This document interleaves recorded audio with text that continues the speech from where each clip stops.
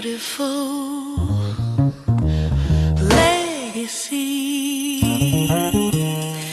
Every line, every curve leaves a trace of who we were.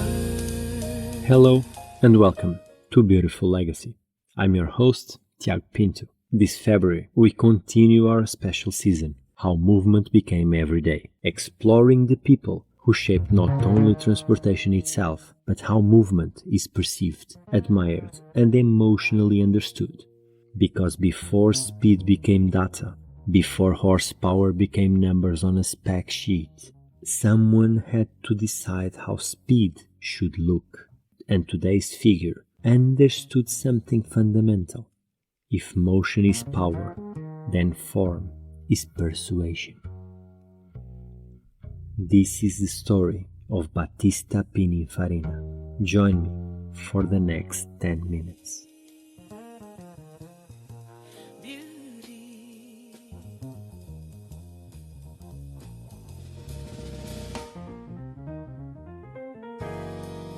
At the beginning of the 20th century, cars were mechanical objects, functional, exposed, often awkward.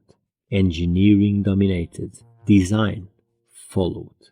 Manufacturers focused on engines, reliability, endurance. Bodies were frequently commissioned from independent coach builders, crafted over chassis like garments over skeletons. There was elegance, yes, but there was little coherence between performance and visual identity. Then came Battista Farina, later known as Battista Pininfarina.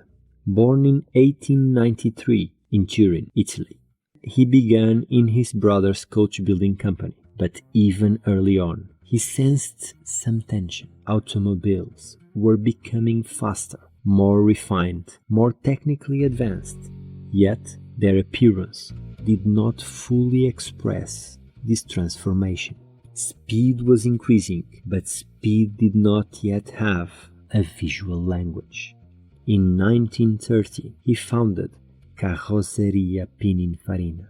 His ambition was not merely to build bodies for cars. It was to redefine proportion itself. He believed that aerodynamics was not only a technical constraint, it was an aesthetic opportunity.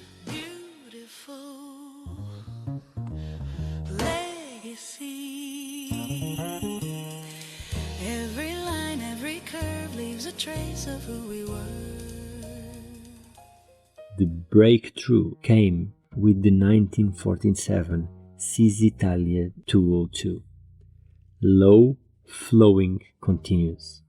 For the first time, a car's body was conceived as a single sculptural volume, rather than a collection of separate parts, fenders, hood, cabin, trunk, attached together.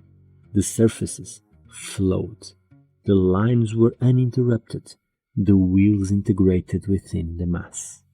It was so radical that the Cisitalia 202 was exhibited at the Museum of Modern Art in New York, not as a vehicle, as art. Pininfarina had achieved something decisive. He translated aerodynamic necessity into visual purity.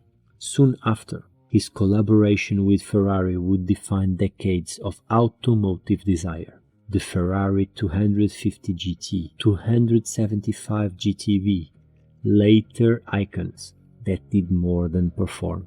They seduced. Here is the key. Pininfarina did not design aggression. He designed tension. The cars appeared in motion even when parked. The hood stretched forward like intent.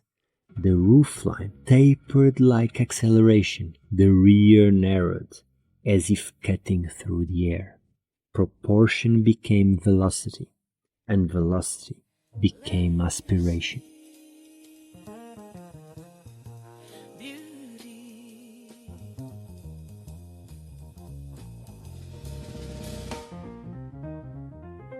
Post-war Europe was rebuilding, industry was modernizing, nations were redefining themselves.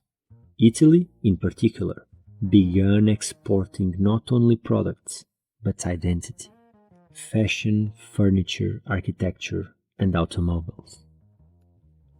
Pininfarina understood that cars were ambassadors. They communicated technological confidence, economical revival, and cultural refinement.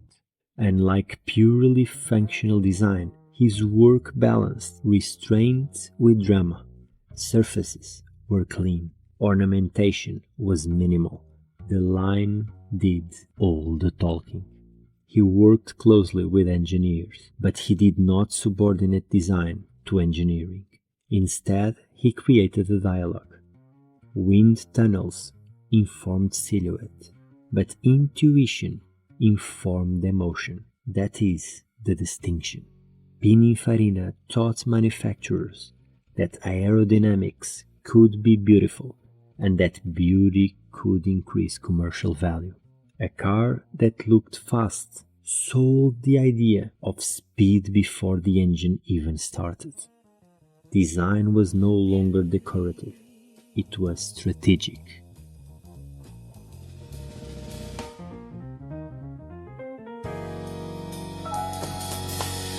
Beautiful legacy. Every line, every curve leaves a trace of who we were. Another crucial shift, scalability.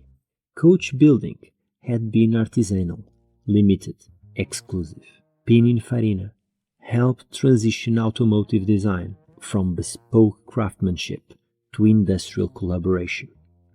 He built relationships with major manufacturers, integrating design earlier into the development process.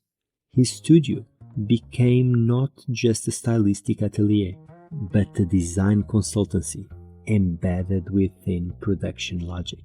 This model changed the industry. Instead of engineering finishing first and design adapting later, form and function evolved together.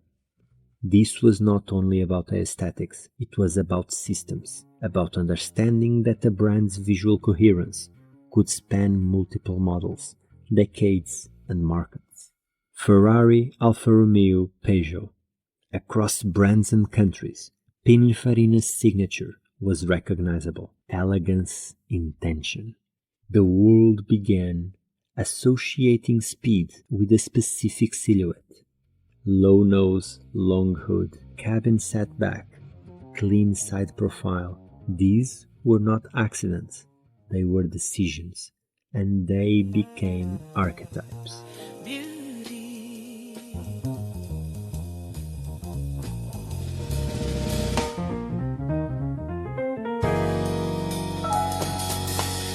Beautiful legacy. Every line, every curve leaves a trace of who we were.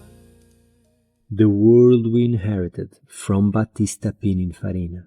Today, we live inside his vocabulary. Every time a car advert shows a vehicle gliding through empty roads at sunrise, long shadows emphasizing its profile, it speaks Pininfarina's language. Every time an electric vehicle is sculpted to look aerodynamic, even when efficiency gains are marginal, it follows his principle. Performance must be visible. Even beyond automotive design, his influence travels. Product design embraces streamlined minimalism to signal innovation. Architecture uses curvature and flow to suggest dynamism. Brands use silhouettes as identity. He helped establish the idea that motion can be encoded in form, that desire can be engineered visually, that aesthetics are not superficial, they are persuasive infrastructure. And perhaps, most importantly, he proved that collaboration between engineering and design does not weaken performance, it amplifies it. For someone like me, who grew up associating automotive beauty with aspiration, who still slows down when a perfectly proportioned coupe passes by. Pininfarina's work explains why. Because we were not only admiring metal, we were responding to proportion shaped to embody movement. He taught the world that speed is not only experienced through acceleration, it is experienced through line. Movement became everyday because it became desirable, and it became desirable because someone understood that engineering alone does not capture the imagination. Battista Pininfarina did not invent the car. He did something subtler. He gave speed a face. He transformed airflow into elegance. He turned mechanical force into cultural longing. He showed us that motion, at its most beautiful form, is a feeling captured in steel. And that, truly, is a beautiful legacy. Beautiful legacy. Every line, every curve leaves a trace of who we were. You've been listening to Beautiful Legacy. Throughout this month, How Movement Became Everyday explores the figures who transformed transportation into culture.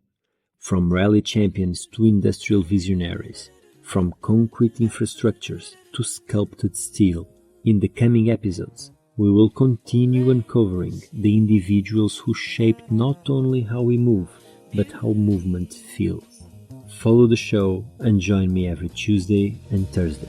Until then, keep noticing the beauty people leave behind. Beautiful legacy. Every line, every curve leaves a trace of who we were. In the shape of a chair, in the light on a wall, someone's dream still stands tall. But